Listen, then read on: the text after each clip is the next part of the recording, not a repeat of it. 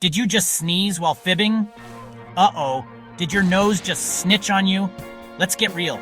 Does sneezing actually expose your secrets? Here's the myth. If you sneeze when you're lying, the truth somehow slips out. Sounds like your nose is playing detective, right? Well, hate to break it to you, but science says nope. Sneezing is just your nose's way of kicking out dust, pollen, or maybe that pepper you weren't supposed to sniff. It's not a built-in lie detector.